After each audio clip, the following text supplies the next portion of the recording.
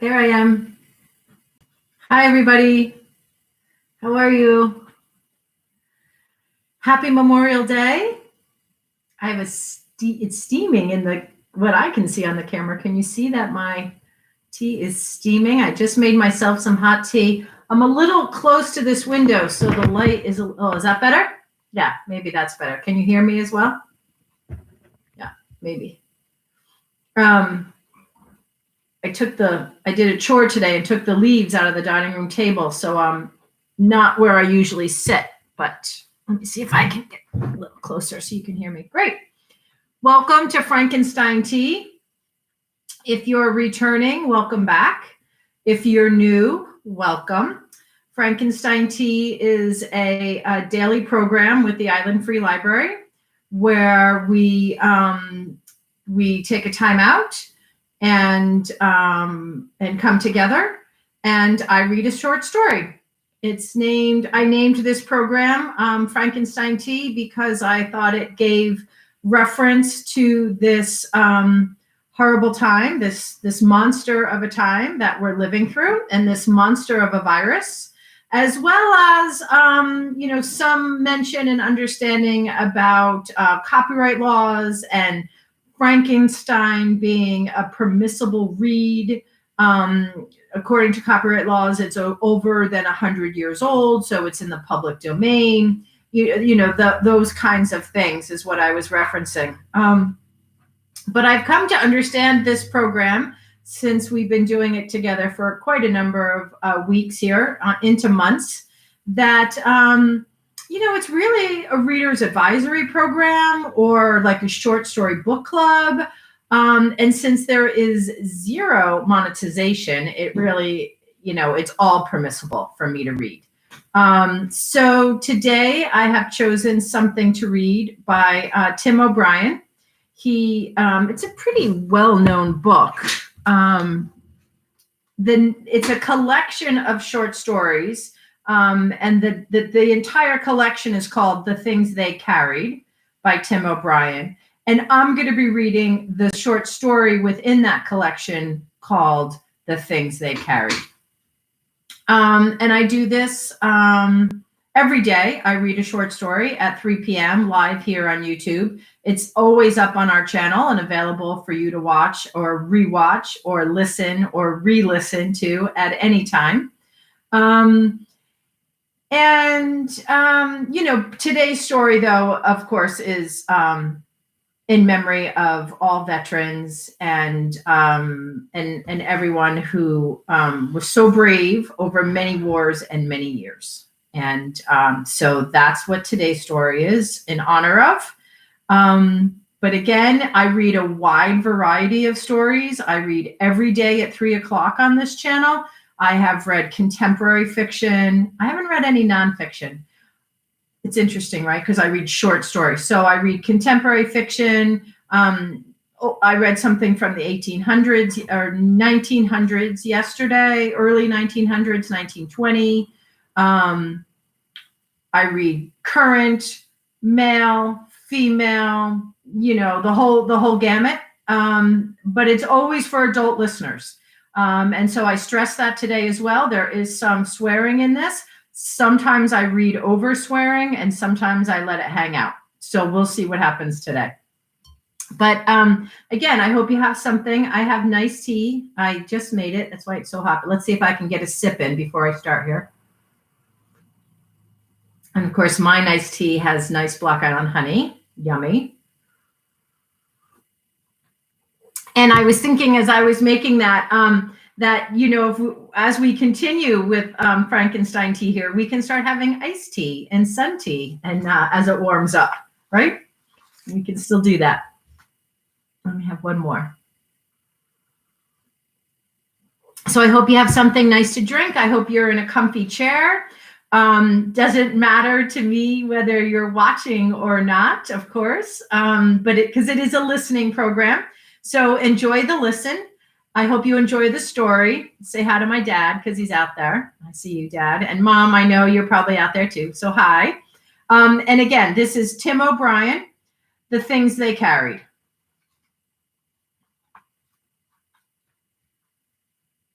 First Lieutenant Jimmy Cross carried letters from a girl named Martha, a junior at Mount Sebastian College in New Jersey. They were not love letters, but Lieutenant Cross was hoping, so he kept them folded in plastic at the bottom of his russack. In the late afternoon, after a day's march, he would dig his foxhole, wash his hands under a canteen, unwrap the letters, hold them with the tips of his fingers, and spend the last hour of light pretending. He would imagine romantic camping trips into the White Mountains in New Hampshire. He would sometimes taste the envelope flaps, knowing her tongue had been there. More than anything, he wanted Martha to love him as he loved her.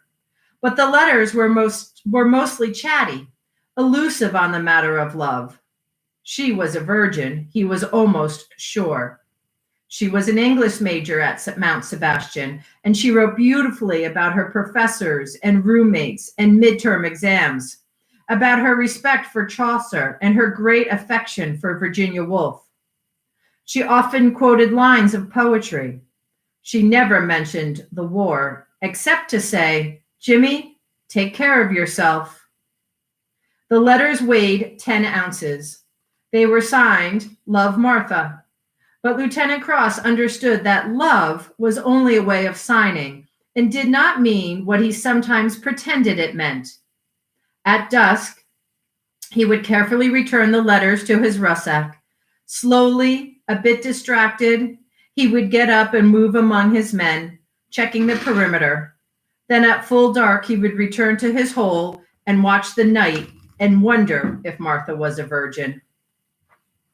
The things they carried were largely determined by necessity.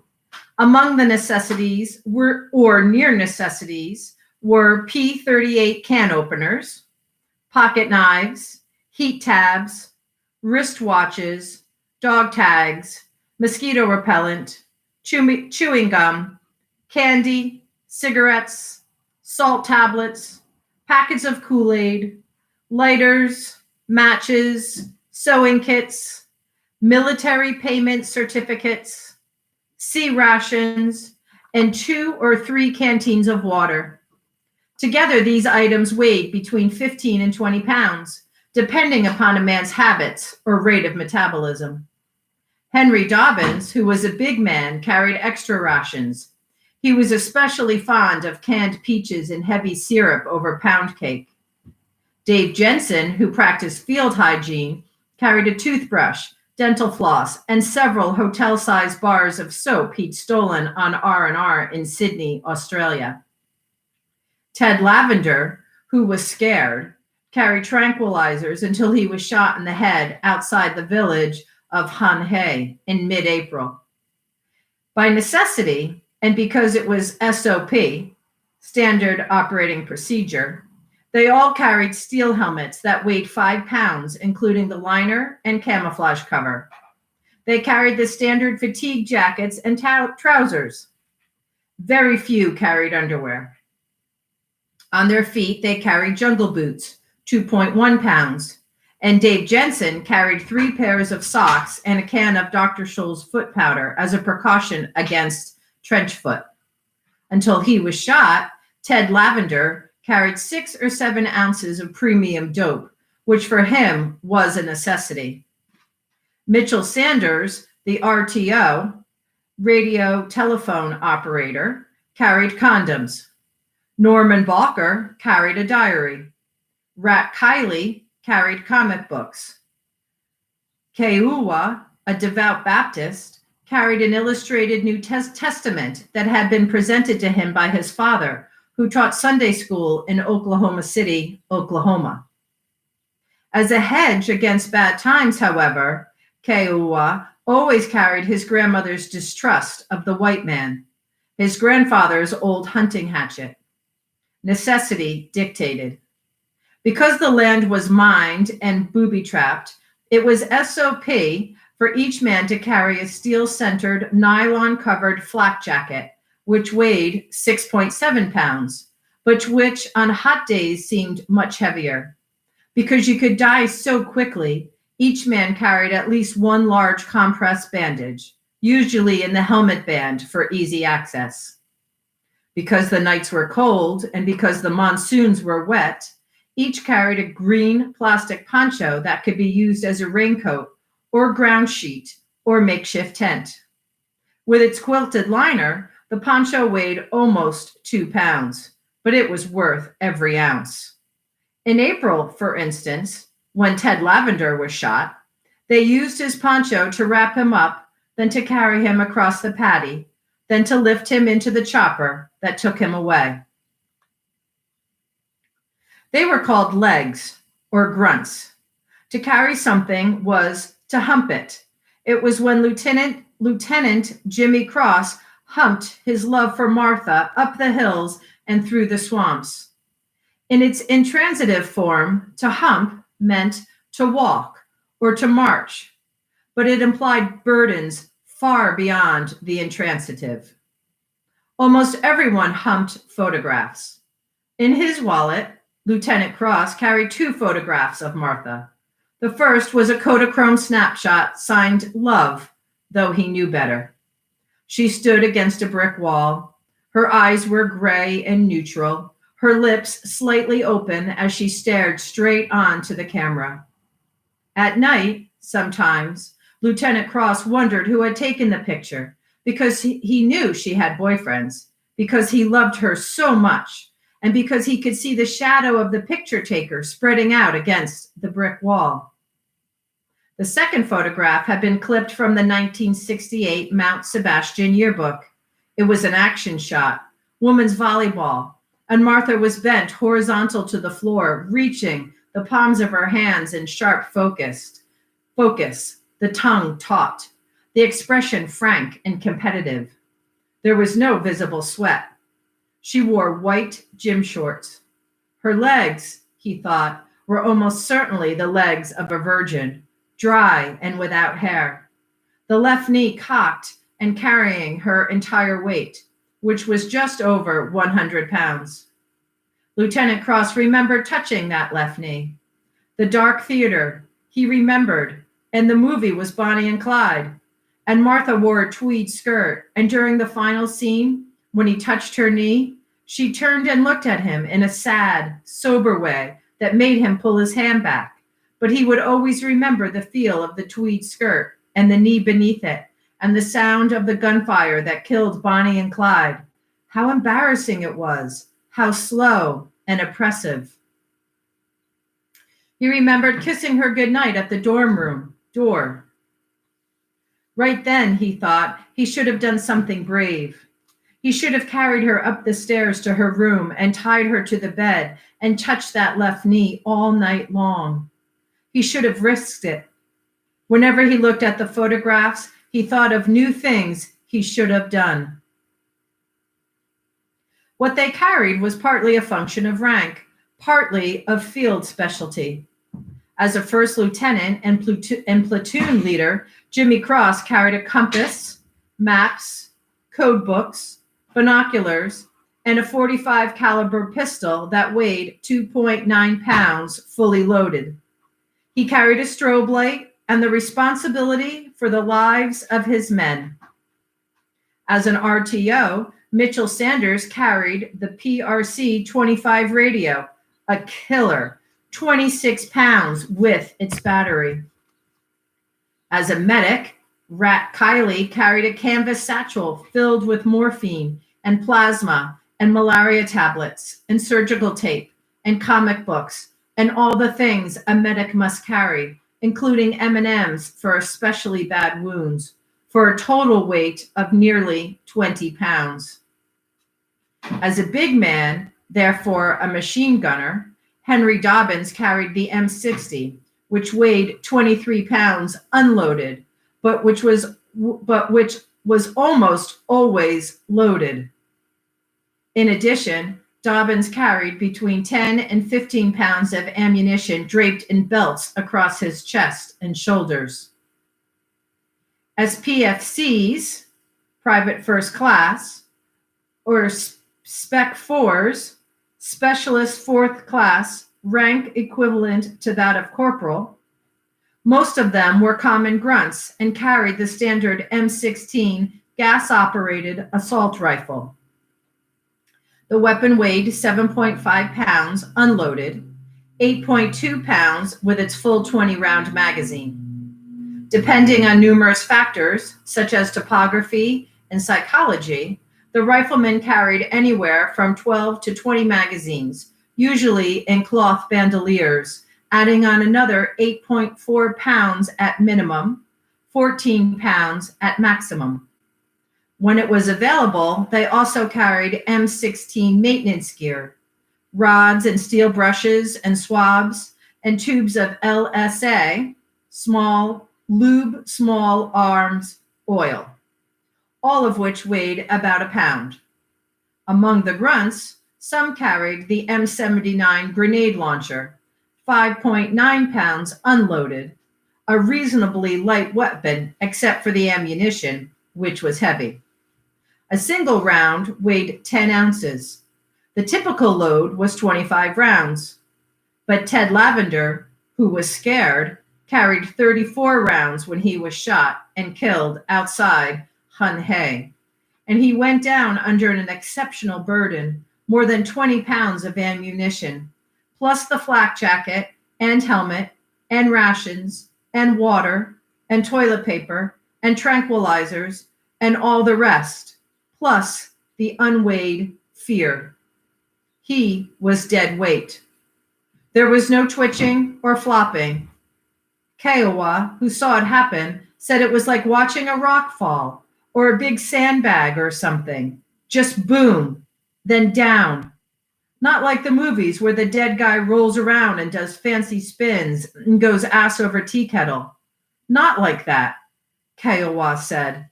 The poor bastard just flat fuck fell. Boom, down, nothing else. It was a bright morning in mid-April. Lieutenant Cross felt the pain. He blamed himself.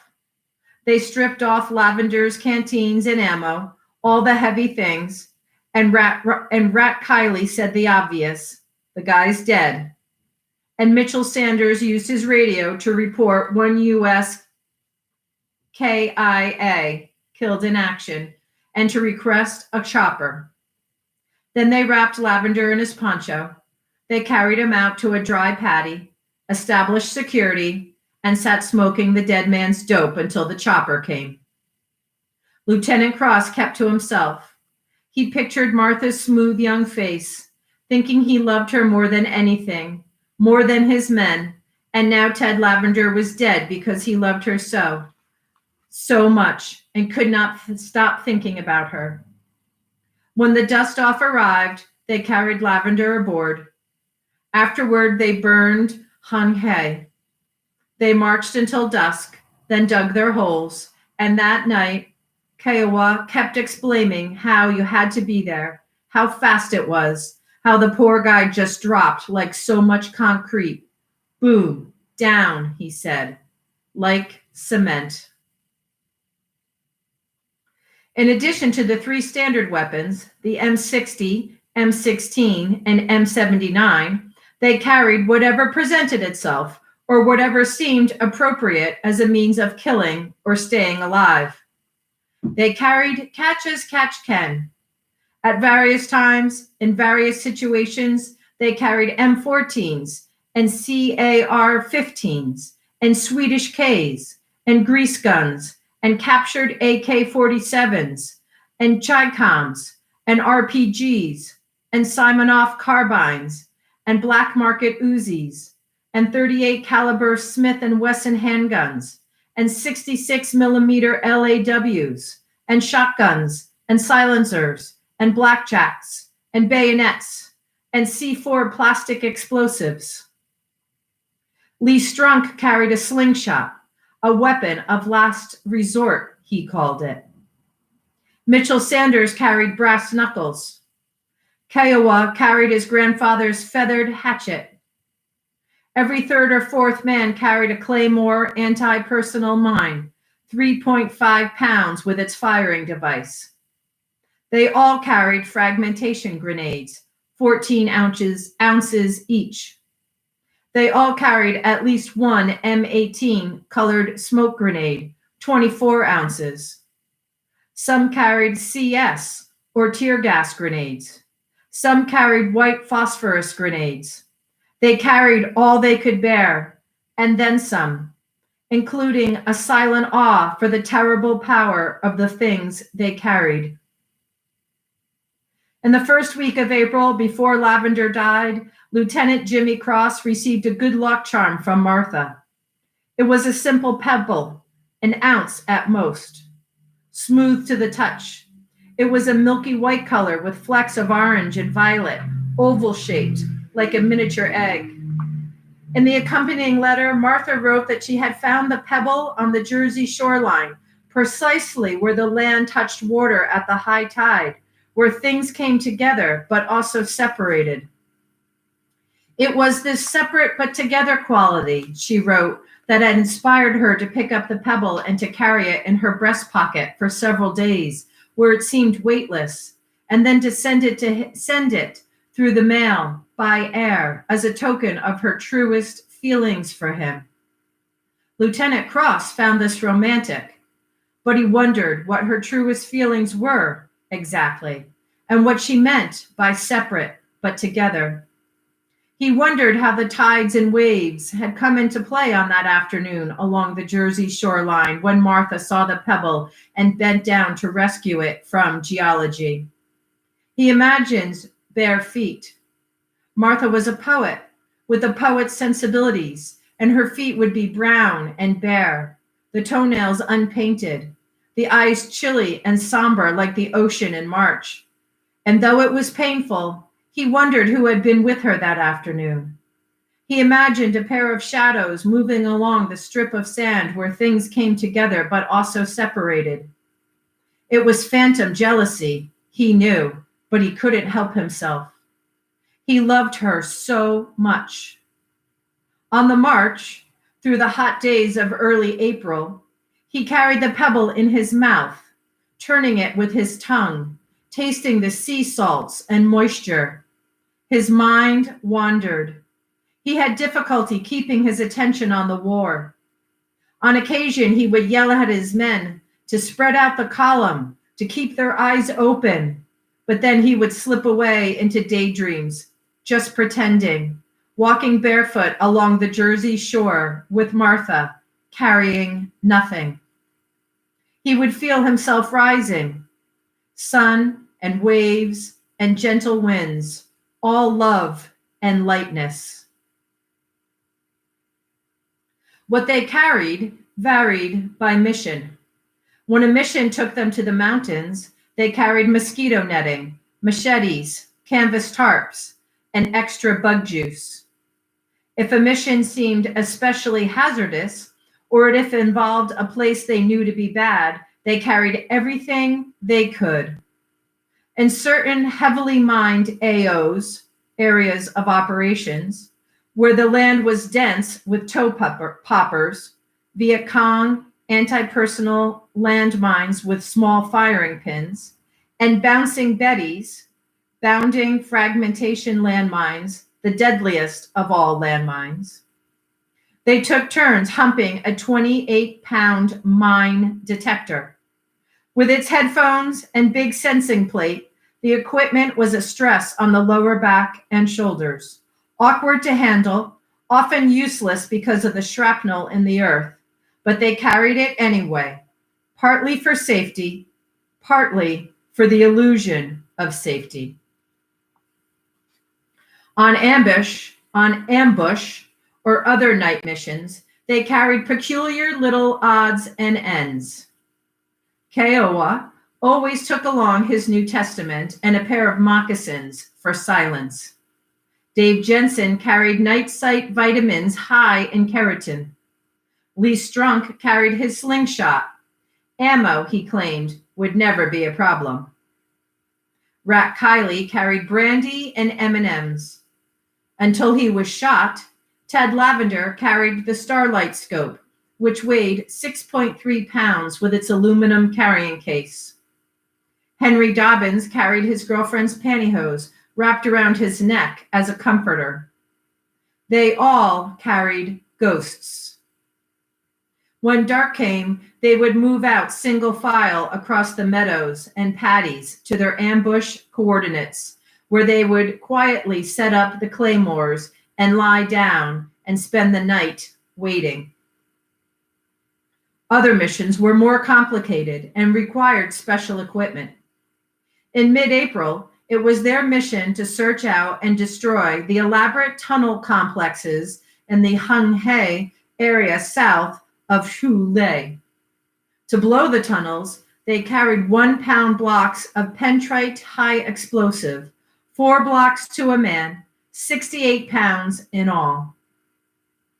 They carried wiring, detonators, and battery-powered clackers. Dave Jensen carried earplugs. Most often, before blowing the tunnels, they were ordered by higher command to search them, which was considered bad news. But by and large, they just shrugged and carried out orders. Because he was a big man, Henry Dobbins was excused from tunnel duty. The others would draw numbers. Before Lavender died, there were 17 men in the platoon, and whoever drew the number 17 would strip off his gear and crawl in head first with a flashlight and Lieutenant Cross's .45 caliber pistol. The rest of them would fan out as security.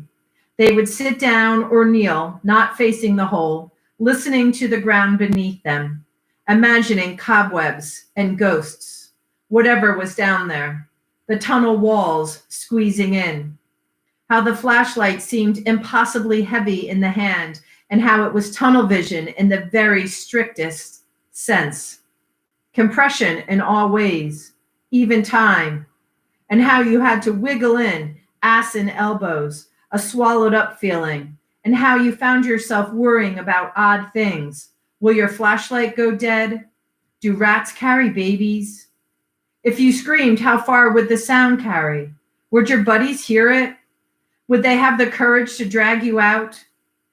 In some respects, though not many, the waiting was worse than the tunnel itself. Imagination was a killer. On April 16th, when Lee Strunk drew the number 17, he laughed and muttered something and went down quickly. The morning was hot and very still. Not good, Kiowa said. He looked at the tunnel opening, then out across a dry paddy toward the village of Hung-Hae. Nothing moved. No clouds or birds or people. As they waited, the men smoked and drank Kool-Aid, not talking much, feeling sympathy for Lee Strunk, but also feeling the luck of the draw. You win some, you lose some, said Mitchell Sanders, and sometimes you settle for a rain check. It was a tired line, and no one laughed. Henry Dobbins ate a tropical chocolate bar. Ted Lavender popped a tranquilizer and went off to pee. After 5 minutes, Lieutenant Jimmy Cross moved to the tunnel, leaned down, and examined the darkness. Trouble, he thought. A cave-in, maybe. And then suddenly, without willing it, he was thinking about Martha. The stresses and fractures, the quick collapse, the two of them buried alive under all that weight. Dense, crushing, love. Kneeling, watching the hole, he tried to concentrate on Lee Strunk and the war, all the dangers, but his love was too much for him. He felt paralyzed. He wanted to sleep inside her lungs and breathe her blood and be smothered. He wanted her to be a virgin and not a virgin, all at once. He wanted to know her, intimate secrets. Why poetry? Why so sad? Why the grayness in her eyes? Why so alone? Not lonely, just alone, riding her bike across campus or sitting off by herself in the cafeteria. Even dancing, she danced alone, and it was the aloneness that filled him with love. He remembered telling her that one evening. She nodded and looked away. And how, later, when he kissed her, she received the kiss without returning it, her eyes wide open, not afraid, Not a virgin's eyes, just flat and uninvolved. Lieutenant Cross gazed at the tunnel, but he was not there. He was buried with Martha under the white sand at the Jersey shore. They were pressed together, and the pebble in his mouth was her tongue. He was smiling. Vaguely, he was aware of how quiet the day was, the sullen Paddies, yet he could not bring himself to worry about matters of security. He was beyond that. He was just a kid at war, in love. He was 22 years old. He couldn't help it. A few moments later, Lee Strunk crawled out of the tunnel. He came up grinning, filthy but alive. Lieutenant Cross nodded and closed his eyes while the others clapped Strunk on the back and made jokes about rising from the dead. Worms, Rat Kiley said, right out of the grave. Fucking zombie. The men laughed. They all felt great relief. Spook City, said Mitchell Sanders. Lee Strunk made a funny ghost sound, a kind of moaning, yet very happy. And right then, when Strunk made that high, happy, moaning sound, when he went, ooh, right then, Ted Lavender was shot in the head on his way back from peeing. He lay with his mouth open. The teeth were broken. There was a swollen black bruise under his left eye. The cheekbone was gone. Oh shit, Rat Kiley said. The guy's dead. The guy's dead, he kept saying, which seemed profound. The guy's dead. I mean, really. The things they carried were determined to some extent by superstition. Lieutenant Cross carried his good luck pebble. Dave Jensen carried a rabbit's foot. Norman Balker, otherwise a very gentle person, carried a thumb that had been presented to him as a gift by Mitchell Sanders. The thumb was dark brown, rubbery to the touch, and weighed 4 ounces at most. It had been cut from a VC, Viet Cong, corpse, a boy of 15 or 16. They found him at the bottom of an irrigation ditch, badly burned, flies in his mouth and eyes. The boy wore black shorts and sandals. At the time of his death, he had been carrying a pouch of rice, a rifle, and 3 magazines of ammunition. You want my opinion? Mitchell Sanders said. There's a definite moral here. He put his hand on the dead boy's wrist. He was quiet for a time, as if counting a pulse. Then he patted the stomach, almost affectionately, and used Kiowa's hunting hatchet to remove the thumb. Henry Dobbins asked what the moral was. Moral? You know, moral. Sanders wrapped the thumb in toilet paper and handed it across to Norman Balker. There was no blood. Smiling, he kicked the boy's head, watched the flies scatter, and said, It's like with that old TV show. Paladin, have gun, will travel. Henry Dobbins thought about it. Yeah, well, he finally said, I don't see no moral. There it is, man. Fuck off. They carried USO stationery and pencils and pens. They carried sterno, safety pins, trip flares, signal flares, spools of wire, razor blades, chewing tobacco, liberated joss sticks of incense, and statuettes of the smiling Buddha, candles, grease pencils, the stars and stripes, fingernail clippers, psyops, leaflets, bush hats, bolos, and much more. Twice a week, when the resupply choppers came in, they carried hot chow in green mermaid cans and large canvas bags filled with ice-cold beer and soda pop. They carried plastic water containers, each with a 2-gallon capacity. Mitchell Sanders carried a set of starched tiger fatigues for special occasions. Henry Dobbins carried Black Flag insecticide. Dave Jensen carried empty sandbags that could be filled at night for added protection. Lee Strunk carried tanning lotion. Some things they carried in common. Taking turns, they carried the big PRC-77 scrambler radio, which weighed 30 pounds with its battery. They shared the weight of memory. They took up what others could no longer bear. Often they carried each other, the wounded or weak. They carried infections. They carried chess sets, basketballs, Vietnamese English dictionaries, insignia of rank, bronze stars and purple hearts, plastic cards imprinted with the code of conduct. They carried diseases, among them malaria and dysentery. They carried lice and ringworm and leeches and paddy algae and various rots and molds. They carried the land itself, Vietnam, the place, the soil, a powdery orange-red dust that covered their boots and fatigues and faces. They carried the sky, the whole atmosphere. They carried it, the humidity of the monsoons, the stink of fungus and decay, all of it. They carried gravity. They moved like mules. By daylight, they took sniper fire. At night, they were mortared, but it was not battle. It was just the endless march, village to village without purpose, nothing won or lost. They marched for the sake of the march.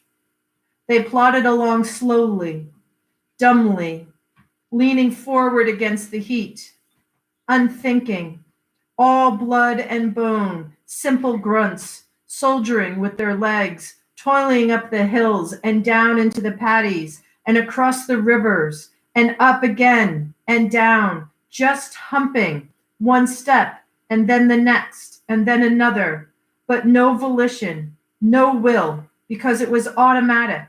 It was anatomy, and the war was entirely a matter of posture and carriage. The hump was everything, a kind of inertia, a kind of emptiness, a dullness of desire and intellect and conscience and hope and human sensibility. Their principles were in their feet. Their calculations were biological. They had no sense of strategy or mission. They searched the villages without knowing what to look for, not caring, kicking over jars of rice, frisking children and old men, blowing tunnels, sometimes setting fires and sometimes not, then forming up and moving on to the next village, then other villages, where it would always be the same. They carried their own lives. The pressures were enormous. In the heat of early afternoon, they would remove their helmets and flak jackets, walking bare, which was dangerous, but which helped ease the strain. They would often discard things along the route of march. Purely for comfort, they would throw away rations, blow their claymores and grenades. No matter, because by nightfall, the resupply choppers would arrive with more of the same. Then a day or two later, still more. Fresh watermelons and crates of ammunition and sunglasses and woolen sweaters. The resources were stunning. Sparklers for the 4th of July, colored eggs for Easter.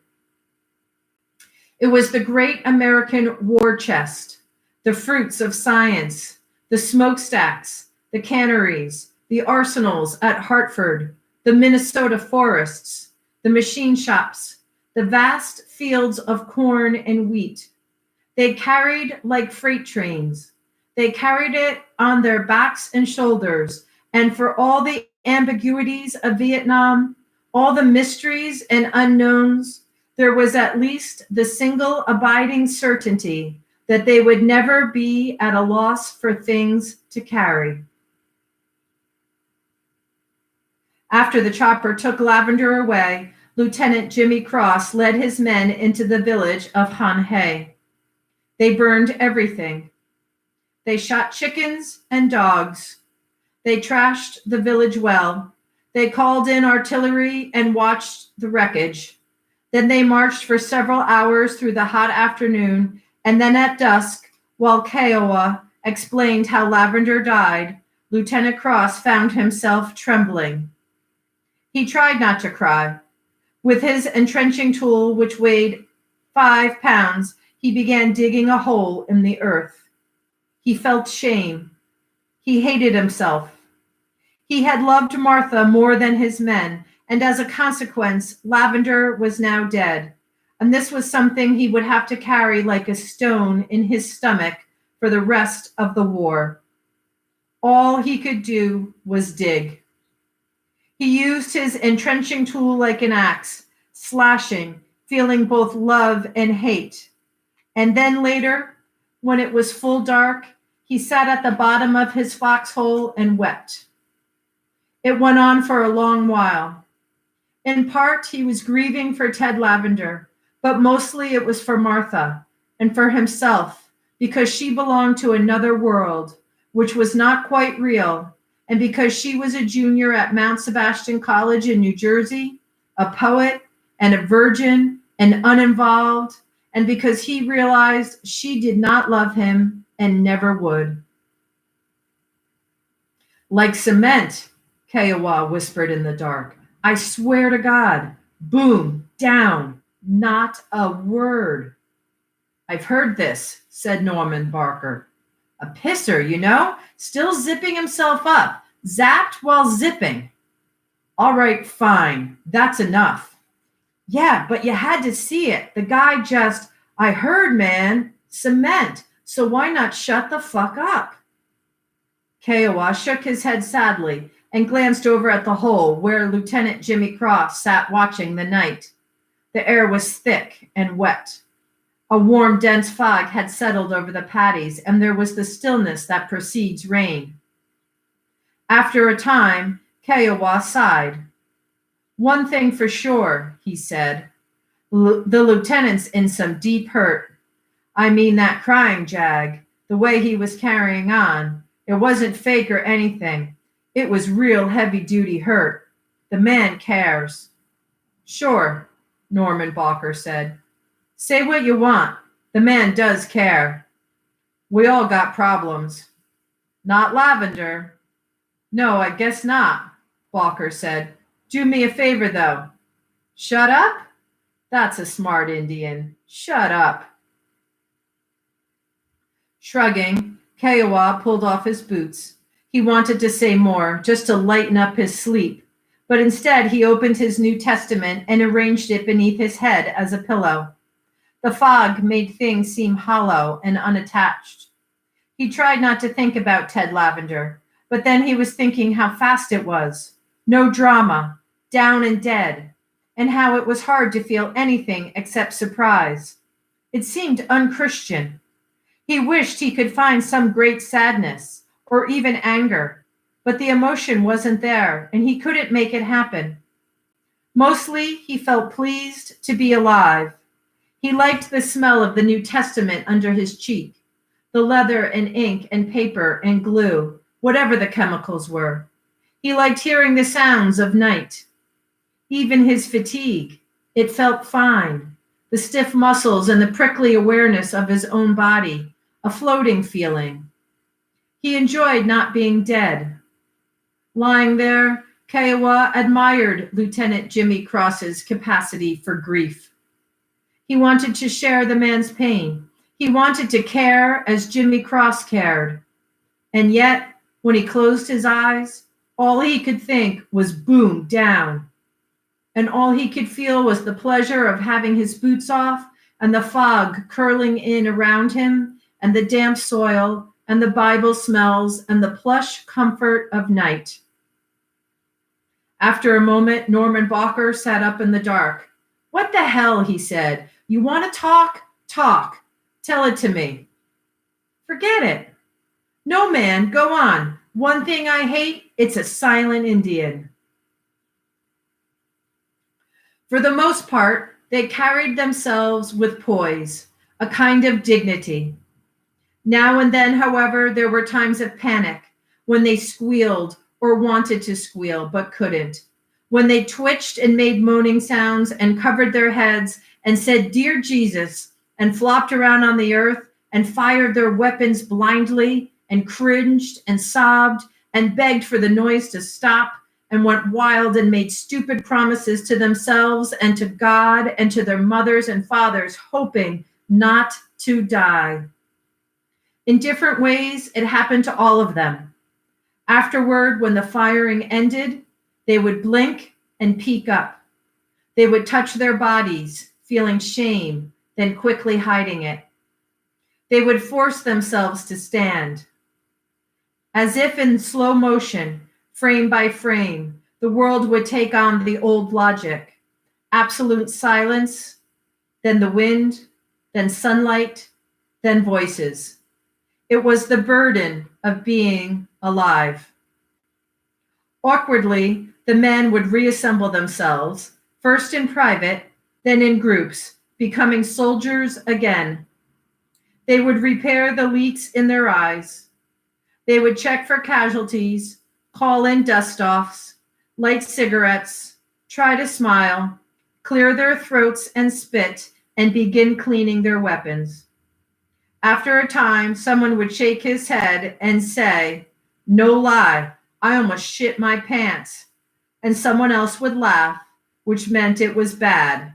Yes, but the guy had obviously not shit his pants. It wasn't that bad. And in any case, nobody would ever do such a thing, and they would then go ahead and talk about it. They would squint into the dense, oppressive sunlight. For a few moments, perhaps, they would fall silent, lighting a joint and tracking its passage from man to man, inhaling, holding in the humiliation. Scary stuff, one of them might say, but then someone else would grin or flick his eyebrows and say, "Roger Dodger, almost cut me a new asshole. Almost." There were numerous such poses. Some carried themselves with a sort of wistful resignation, others with pride or stiff soldierly discipline, or good humor, or macho zeal.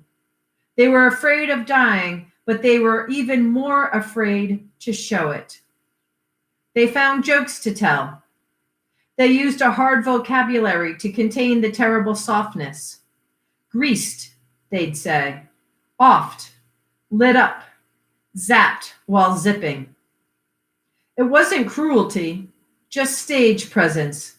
They were actors, and the war came at them in 3D. When someone died, it wasn't quite dying, because in a curious way, it seems scripted, and because they had their lines mostly memorized, irony mixed with tragedy, and because they called it by other names, as if to insist and destroy the reality of death itself. They kicked corpses, they cut off thumbs, they talked grunt lingo, they told stories about Ted Lavender's supply of tranquilizers, how the poor guy didn't feel a thing, how incredibly tranquil he was. "There's a moral here," said Mitchell Sanders. They were waiting for Lavender's chopper, smoking the dead man's dope. "The moral's pretty obvious," Sanders said and winked. "Stay away from drugs. No joke. They'll ruin your day every time." "Cute," said Henry Dobbins. "Mind blower, get it? Talk about wiggy, nothing left, just blood and brains." They made themselves laugh. "There it is," they'd say, over and over, as if the repetition itself were an act of poise, a balance between crazy and almost crazy, knowing without going. "There it is," which meant be cool, let it ride, because, oh yeah, man, you can't change what can't be changed. There it is. There it absolutely and positively and fucking well is. They were tough. They carried all the emotional baggage of men who might die. Grief, terror, love, longing, these were intangibles, but the intangibles had their own mass and specific gravity. They had tangible weight. They carried shameful memories. They carried the common secret of cowardice, barely restrained, the instinct to run or freeze or hide. And in many respects, this was the heaviest burden of all, for it could never be put down. It required perfect balance and perfect posture. They carried their reputations. They carried the soldier's greatest fear, which was the fear of blushing. Men killed and died because they were embarrassed not to. It was what had brought them to the war in the first place. Nothing positive, no dreams of glory or honor, just to avoid the blush of dishonor. They died so as not to die of embarrassment. They crawled into tunnels and walked point and advanced under fire. Each morning, despite the unknown, they made their legs move. They endured. They kept humping. They did not submit to the obvious alternative, which was simply to close the eyes and fall. So easy, really. Go limp and tumble to the ground and let the muscles unwind and not speak and not budge until your buddies picked you up and lifted you into the chopper that would roar and dip its nose and carry you off to the world. A mere matter of falling, yet no one ever fell. It was not courage, exactly. The object was not valor. Rather, they were too frightened to be cowards. By and large, they carried these things inside, maintaining the masks of composure. They sneered at sick call. They spoke bitterly about guys who found release by shooting off their own toes or fingers. Pussies, they'd say, candy asses. It was fierce, mocking talk with only a trace of envy or awe. But even so, the image played itself out behind their eyes. They imagined the muzzle against flesh. They imagined the quick, sweet pain, then the evacuation to Japan, then a hospital with warm beds and cute geisha nurses. They dreamed of freedom birds. At night, on guard, staring into the dark, they were carried away by jumbo jets. They felt the rush of takeoff. Gone, they yelled. And then velocity, wings and engines, a smiling stewardess. But it was more than a plane. It was a real bird, a big, sleek silver bird with feathers and talons and high screeching. They were flying. The weights fell off. There was nothing to bear. They laughed and held on tight, feeling the cold slap of wind and altitude, soaring, thinking, it's over. I'm gone. They were naked. They were light and free. It was all lightness, bright and fast and buoyant, light as light, a helium buzz in the brain, a giddy bubbling in the lungs as they were taken up over the clouds and the war, beyond duty, beyond gravity and mortification and global entanglements. Sin Loy! Sorry about that. Sin Loy, they yelled. I'm sorry, motherfuckers, but I'm out of it. I'm goofed. I'm on a space cruise. I'm gone. And it was a restful, disencumbered sensation, just riding the light waves, sailing that big silver freedom bird over the mountains and oceans, over America, over the farms and great sleeping cities and cemeteries and highways and the golden arches of McDonald's. It was flight, a kind of fleeing, a kind of falling higher and higher, spinning off the edge of the earth and beyond the sun and through the vast, silent vacuum where there were no burdens and where everything weighed exactly nothing. Gone, they screamed. I'm sorry, but I'm gone. And so at night, not quite dreaming, they gave themselves over to lightness. They were carried. They were purely born. On the morning after Ted Lavender died, First Lieutenant Jimmy Cross crouched at the bottom of his foxhole and burned Martha's letters.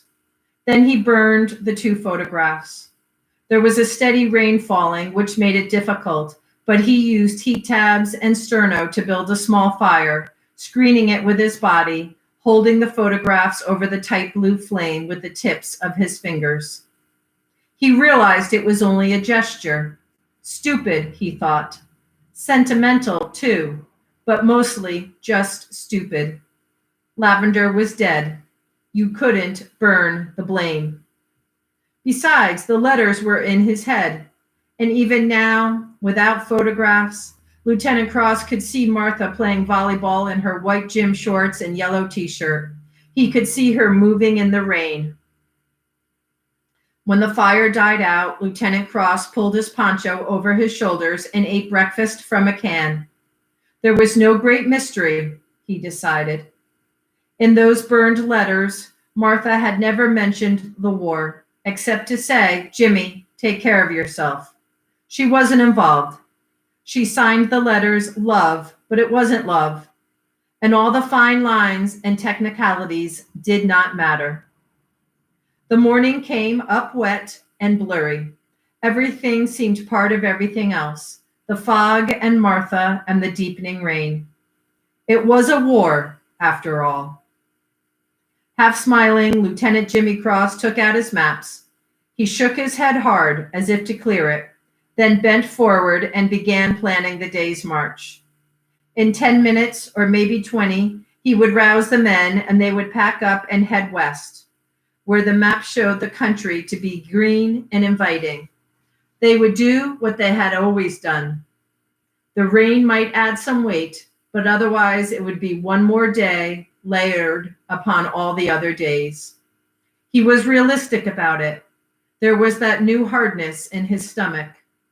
No more fantasies, he told himself. Henceforth, when he thought about Martha, it would be only to think that she belonged elsewhere. He would shut down the daydreams. This was not Mount Sebastian. It was another world where things were no pretty poems or midterm exams, a place where men died because of carelessness and gross stupidity. Kiowa was right. Boom down, and you were dead, never partly dead. Briefly in the rain, Lieutenant Cross saw Martha's gray eyes gazing back at him. He understood. It was very sad, he thought, the things men carried inside, the things men did or felt they had to do. He almost nodded at her, but didn't. Instead, he went back to his maps. He was now determined to perform his duties firmly and without negligence. He wouldn't help Lavender, he knew that. It wouldn't help Lavender, he knew that. But from this point on, he would comport himself as a soldier. He would dispose of his good luck pebble, swallow it, maybe, or use Lee Strunk's slingshot, or just drop it along the trail. On the march, he would impose strict field discipline. He would be careful to send out flank security to prevent straggling or bunching up, to keep his troops moving at the proper pace and at the proper interval. He would insist on clean weapons. He would confiscate the remainder of Lavender's dope. Later in the day, perhaps, he would call the men together and speak to them plainly. He would accept the blame for what had happened to Ted Lavender. He would be a man about it.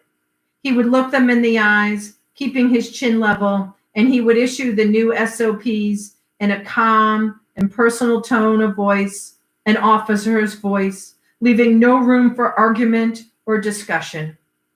Commencing immediately, he'd tell them they would no longer abandon equipment along the route of march. They would police up their acts. They would get their shit together and keep it together and maintain it neatly and in good working order. He would not tolerate laxity. He would show strength, distancing himself. Among the men, there would be grumbling, of course, and maybe worse, because their days would seem longer and their loads heavier. But Lieutenant Cross reminded himself that his obligation was not to be loved, but to lead. He would dispense with love. It was not now a factor. And if anyone quarreled or complained, he would simply tighten his lips and arrange his shoulders in the correct command posture. He might give a curt little nod, or he might not. He might just shrug and say, "Carry on." Then they would saddle up and form into a column and move out toward the villages of Han He.